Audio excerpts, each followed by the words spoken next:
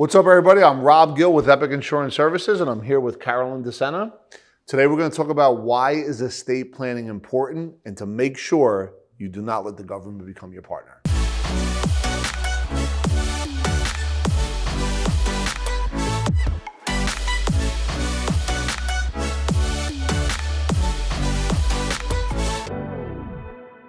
I'm here with Carolyn DeSena, and we're going to kind of go from the point in time when she got married. Yep. And began to start a family. Yeah, so I left Goldman Sachs and decided that I wanted to, spend my time raising children. I actually had 3 children, and it was the best decision that I made. But I will say that leaving my job and this whole concept of having a career was very difficult for me. So I was very challenged by being at home and not having a career, a job, or something to do. And so eventually I ended up setting up my own foundation. But in the midst of having a family. So you started a foundation? Yes. That was one of the thoughts you wanted to have while you were raising your kids? Yes. Okay, great. Well, I was trying to create work for myself, and then I realized that, I didn't know a lot about my health, and I was, raising children and, taking care of my pre-pregnancy body, my pregnancy body, my post-pregnancy body, and then my children, and realized that I didn't really know how to really take care of myself. Yep. And so I set up this foundation called We Forum Foundation, and it's a women's education forum. And what we do is we educate the community on how to take better care of themselves.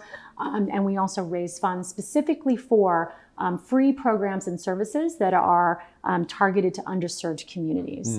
And so what I realized this was a little bit of a journey of my life, my journey of having children to post-children. And then in the middle of all of this. But you and Neil worked on Wall Street. Now at this point, you both moved down to New Jersey, down here in the Rumson.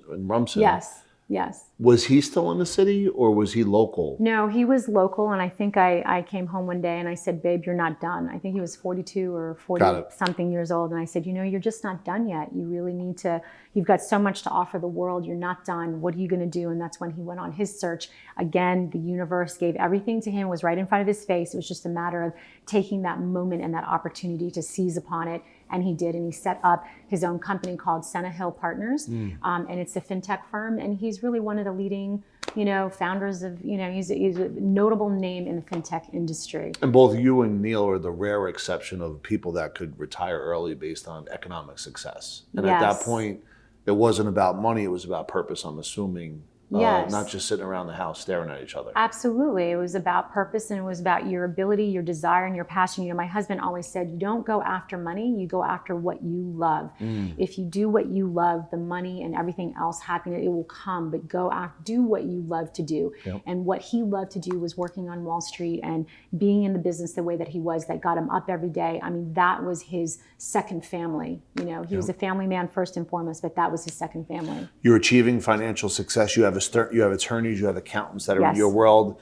You're beginning the estate planning process. Well, yes, we did do that. But the most important thing is that in the middle of all of this, my husband tragically passed away February of 2017. It's really just about, we just woke up one day, we went to Vermont to go skiing, and the next thing I know, I was sitting in my Vermont hotel room with a snowstorm, and I couldn't leave, and my husband was gone, and he was gone. And so, and there's no warning, there's no calamity bell. No one prepares you for I mean, we can sit and talk about all these signs from the universe that happen, but no. I mean, it literally, the rug was ripped right, from underneath me, and it was probably the most tragic and most difficult thing that I've ever been through in my entire life. And a portion of how I grew up and my experience in my life, I have to think that the universe was preparing me for this moment. I really have to believe that. Otherwise, I just don't know how to make any sense about how, what happened to me.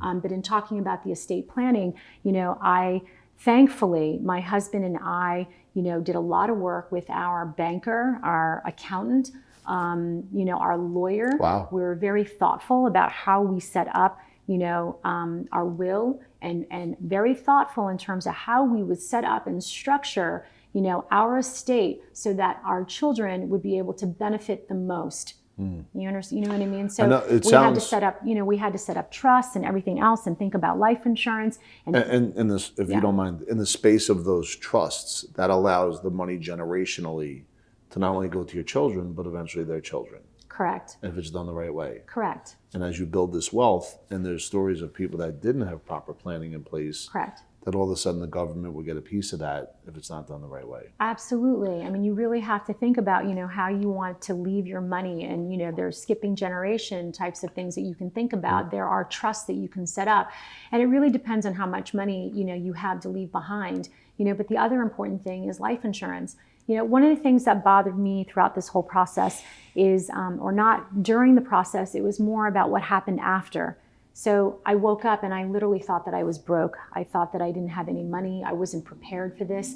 And I urged all of my friends not to ever be in this situation, especially as a woman, when many of us have chosen, rightfully so, to be a mother and to stay at home and to take care of our children, which is just as an important and equal of an important job, in being a part of a family unit. But what does that mean? It means oftentimes that the men have to go to work and the men are in charge of the finances. But then what does that mean? That means that sometimes the woman doesn't really know where everything is. They don't really know how much life insurance they have, or how much it's going to take to live in the event of a tragic transition.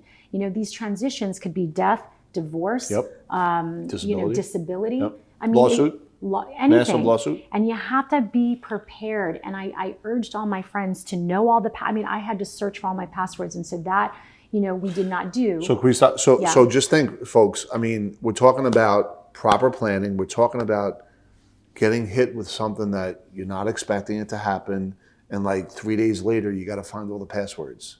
Think about that. And then you got to cook dinner, and you got to make sure your kids are going to school, and everything changed overnight.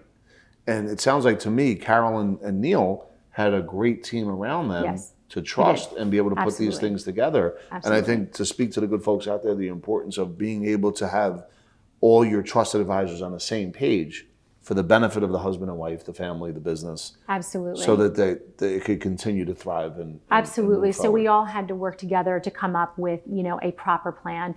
And for different people at different, socioeconomic levels, sometimes it doesn't have to be that sophisticated or that complicated. No. But the fact of the matter is that you do have to get the people that are working with your money, your lawyer that's working with you on your will and your trust, and you do have to communicate. So that's sort of the first thing, is to communicate and be on the first page. The second thing is to be informed and to be educated about how to protect your money and in the event of the transition, so that you are protected and your family and your children are protected. And so understanding the law and the loopholes and everything related to estate planning is extremely important. But that doesn't mean you have to be an expert. That means that you have to choose the right people to work with, so that they can guide you and they can understand what is it that you want in the event of a transition. But I'd like to reiterate, the importance of making sure that women, if you're in a partnership where you're more in charge of what's happening at home, which, mind you, I am not knocking that, because I'm in charge of my household, I'm in charge of my children, I'm in charge of their health care, I do the education, the sports, the driving, the chauffeuring, the cooking, I do all that stuff. And I will tell you, I'm a 50-50 partner in my household. Just because I don't bring home the money and I don't, I'm not, entirely responsible for that. I am 50-50, because without me, the other side can't work, and the other side can't work without me. And so therefore, I don't like to consider, moms who stay at home any less than domestic engineers, what their partners do. Domestic engineers. But I strongly urge that you ask questions, that you know where things are, that you understand, what your will means in the event, because God forbid you don't want to be blindsided. And I was completely blindsided, but thank God, I was prepared. So you want to be prepared. You want to go through those scenarios of disability, of unemployment, of divorce, of death. You have to have those conversations, and nobody wants to have those conversations. But then again, you don't want to get caught with your pants down either, not knowing, how to pay your bills and how to pay your mortgage. So the one advice that I would give people is to really understand what your expenses are. So if you know how much you spend every year, you know what your mortgage is, how much you pay in taxes, realize what that is. And when you get life insurance, you get 3 years plus a little extra. Because when, God forbid, you know, this event happens, you don't want to have to be making decisions like, oh my God, I have to sell my house within 3 months because I can't afford my house. You don't want to do that. I mean, if that's the case, you shouldn't be living in the kind of house that you have anyway, but you got to give yourself 3 years to kind of get through, you know, the tragic situation, to get through grieving and to get through handling the estate and working with the lawyers and dealing with, you know, whatever creditors might be, you know, there asking for checks. And I mean, it's really challenging. Yeah. But if you understand what could happen and you set your right expectations, you'll be a little bit more settled and a little bit more calm and a little bit more prepared for the battle that you're about to, like, you know, go through. And it is a battle. It's not easy. It sounds like everything else, if there's proper preparation, you know, even if you get hit with a surprise, you'll be able to plan accordingly. If anybody wants to check out all the good work that Carolyn's doing out there, go to weformgroup.org. That's WEFORUM group.org. First, I want to thank Carol. Thank you so much. You're welcome. Thank you Tremendous. for having me. I really appreciate it. This is great fun. Thank you for listening. If you have any questions or comments below, feel free to add.